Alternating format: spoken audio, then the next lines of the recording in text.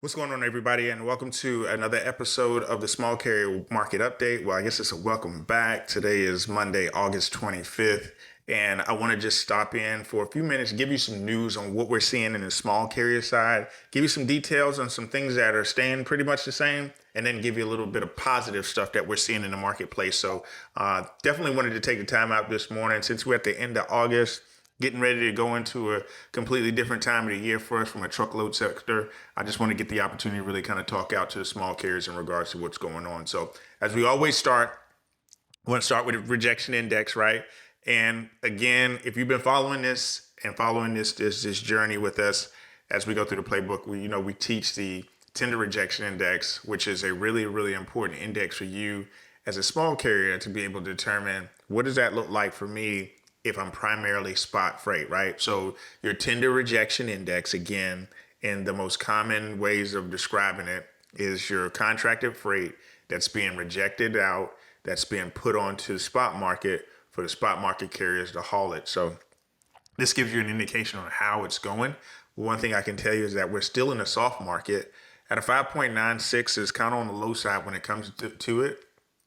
And obviously they've trickled up a little bit, which is a slight change from last week, but definitely not in the barrel that we were at the beginning of August. Because at the beginning of August, if you remember, we were getting really close to that low five, even kind of shadowing in at 4. We see a little bit of a pickup, what is a good thing to us, and what we want to make sure is that gives us some positive insight as to what we've seen in this marketplace. Because just quite frankly, we had that spike in July. Remember in July, we almost had that 8 right around the holidays. And then all of a sudden it dropped off like a rock again. And those are the things that we obviously gave us kind of like that false flag, false hope. But these are the things that we want to keep an eye on as we go forward. Outbound tender rejection is very important as a small carrier. Then when I look at it, the next component that's really important is volume. You've got the rejection, but then you also got volume. Volume tells you how much freight there is out there to actually move. This volume now is at 10, right? So if you remember, it had a slight peak right around there in June where we were going up in the 11s, and we started to start seeing those signs. Then it started to tail off again. We had a tail off at the end of July. We were below 9. We had a tail off right there at the middle of June. We were right at 9 again. We're at 10 again. And in comparison, around COVID times, we were 12, 13s. So we're still sitting soft on the freight side. And what I can tell you is that from what we're seeing on the container side of things, we don't see a pickup in sight, right? So I don't see a pickup in volumes in sight. A lot of your port volumes have kind of tapered off a little bit. So I don't see a back to school surge either. I just see kind of a flat redundancy as to what we saw last year. Something to keep an eye on, though. I just wanted to keep my eye on this over the next couple of weeks. So definitely something that we want to keep an eye out for. This is one of your primary reasons why your spot rates are not climbing, is because you don't have any freight there. You got supply and you got demand. You don't see a change in those imbalances on either or. So that's definitely why we're not seeing that. So I wanted to kind of give you that to see. The next thing we're going to look at is the National Truckload Index, NDTI. Right now, it's still holding steady. Right, we're at 230 on a national average across all truckload. Yeah, it's been stuck here for at least for the last 7 days. Now, we did see a bump, right? In mid-July, we saw a little bump where it heightened up to about 240, but it tailed off. So we haven't had any solid momentum over a week or so. Obviously July was an anomaly, but as we move into the August time frame, we're starting to lose that steam and it's starting to tail back at that 230 mark. We haven't seen that 230 mark until about June, and then it kind of bounced out in the beginning of June and then came back towards the tail end of June. But 230 is a mark also that we haven't seen since March and February. So these are where we're having that bounce back and forth from that rates standpoint. If your costs are up, obviously, and rates are flat, this is what's going to impact you the most. And I just don't see a bounce coming soon. Not on the current climate that we are. There are too many pressures coming in a lot of different directions that give us an indication that we don't see a sign of a bounce. I personally don't see a sign of a bounce on the small carrier side. Now, there may be some things that we might be able to kind of lean on as we get closer to the holiday. But right now, there's no sign of any bounces there. One of the good things I can tell you is that we've finally got a little bit of a relief in fuel prices. national average of diesel price dropped 4 cents, now sitting at 371. It's the first time the prices have dipped since early about, I mean, it's been going up for about the last 5 straight weeks, honestly. Still higher than last year, so nothing to get too excited about. But anytime we get a fuel drop, that gives us a little bit of breathing room. And this is our opportunity to really kind of go back and evaluate our spend on diesel. So it's really, really important to kind of look at that too. Then when I move over to the spot rate changes, map's starting to look a little different, right? So even though we don't have these huge spikes here and there, we're starting to see a little bit of difference on the map. May not be in the areas that many of you operate in, but we are starting to see those changes. If you look at the Pacific Northwest, the Midwest, West, and the Northwest, we're starting to see some areas where there's some considerable amount of spot rate changes over in those areas. And then as you go into the Southeast again, where you got a lot of people that like to play in the Southeast and Texas, those are not areas that are going to be very, very favorable for you for right now. But if you have the capacity, if you're running these areas, your blue zones are going to be the best places for you to be. And I can tell you, just looking at the map, and if you remember on our last opportunity in our last episode, on that map, it didn't have that much blue on there. So if these are areas that you run, Montana, Washington State, Oregon, North Dakota, South Dakota, you should be doing all right now. Obviously, that's going to be a lot better than your Southeastern other alternatives.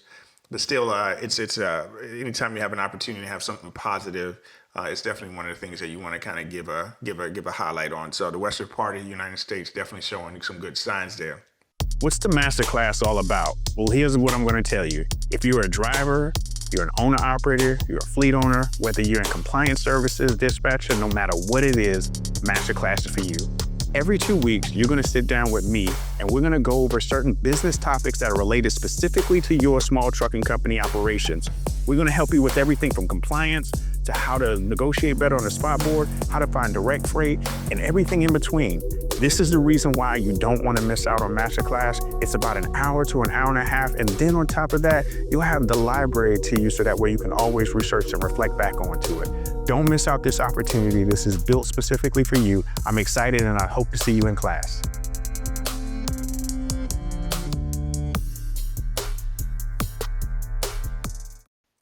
Now, one thing that I did want to call out as a positive is that reefers are still looking good. We're starting to see rejections climbing. So if you see the reefer rejection rate now, reefer rejections are at 14%. And that is a considerable amount. And it is the highest rejection rate we've seen since February. It's a 40% increase over the last 30 days. And it's a steady climb since June. So if you look at June, it's been a steady kind of just trail up from June. Very, very excited to see that climb there and excited to see the opportunities that we're seeing on the reefer side. It's below the 20% peak we saw out there in December, though. If you look at December, we're over there at 20, 22, 23%. But it's definitely something that you can actually say, hey, you know what? On the reefer side, it's not looking as bad. When you look into the truckload index on the reefer side, reefer rates are up there at 260 right now, which is a steady climb from where we were in June. And at the beginning of June, well, actually mid-June, right in 250s. But then if you remember at May, it was sitting about 240. So definitely an increase in climb over there on the reefer truckload index side, about 6 to 7 cents over the past 2 weeks. We're below that 290, but it's heading in the right direction. And then those climbing rates, especially with those rising rejections, you're starting to see spot market pressure on the reefer side. So I think that's something that we want to keep an eye on. And if I were you, I'd keep my eye on this reefer side, because this reefer side could be something that we can kind of carry on to as we're going through the winter. Now, one of the additional charts that I wanted to share with you is the inventory level chart. And the reason why I want to share this chart with you, because I wanted you to get the opportunity to kind of see from a big picture perspective on what's driving freight to become freight volume, right? So the inventory levels on your screen is the Logistics Manager Index, which is what warehouses and what retailers have on hand. What I can tell you right now is retailers are still not putting a bunch of product on the shelf. So obviously freight's not picking up. And when you don't have a lot of product sitting on the shelf, or you don't have a lot of product going to the shelves, that's when you have volumes that cool. So inventory levels dropped again down at 55. You got shippers that are not ordering as much product. Your demand is going to stay soft. The last bump we had was in mid-June, and that was kind of leading off into the holidays, obviously. You see a lot of warehouses kind of playing it safe and not stocking heavy. Some of that's probably tariff-driven. Some of that's just economical-driven as well. And one of the things you can always count on is that if they don't order, we don't haul, plain and simple. So those are the areas that you want to look for. I'm going to keep the logistics managers index and the inventory levels in our market update going forward. So that way you can have an insight as what happened and moving in as you go and moving week to week. But this is one thing that I wanted to share with you. And then also just want to always be transparent in terms of carrier details, net changes.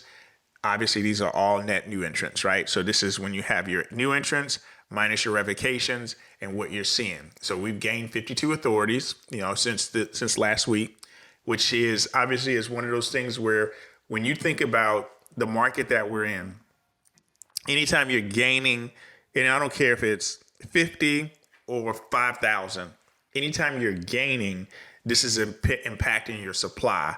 And when your supply is impacted, go back onto a couple of screens when I show you what the rates were. I can tell you that that's how that's impacted as well. We're in a supply versus demand environment. Now, the thing about it is that when you look at some of the losses that we've seen in terms of carrier exits, you have to go back to last year when we saw a consistent carrier exit. This year, not as much. We've seen a lot of optimism this year in terms of carrier entrance. So it's something that you can kind of look forward to as we go through the remainder of the year.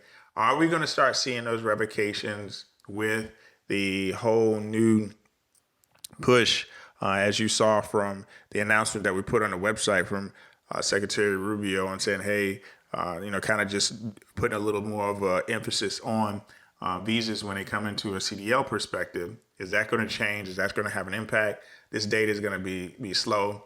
Overall, we shed thousands of authorities since April, but obviously it takes about 30 to 45 days to kind of see this data to update. So to say all of that, to say that, it's just something that we obviously have to watch for as we go through. Now, the thing about that, we talk about the inbound volumes. This is something that we talked about before. Volumes again sitting soft. Always the opportunity for us to kind of understand where you got volumes versus you got the retail LMI. Always gives you an opportunity to kind of see what's happening, gives you the ability to kind of forecast what you're going to see from a volume standpoint. So I think that that's always something that we want to cover. We want to keep an eye on for you, especially be very, very close to these things as the next coming weeks come along to see if we see any changes. So that was this week's market update. Hopefully there was some information in there that was helpful to you. I want you to make sure that you operate within the sense of planning this week. This is Monday. This is your opportunity to start the week strong. I hope that you take this information and hope some of it gives you some encouragement from one side, but then also I want you to use it to make the good decisions that I know that you're going to make out there on the other. Have a great week, and I will see you next week.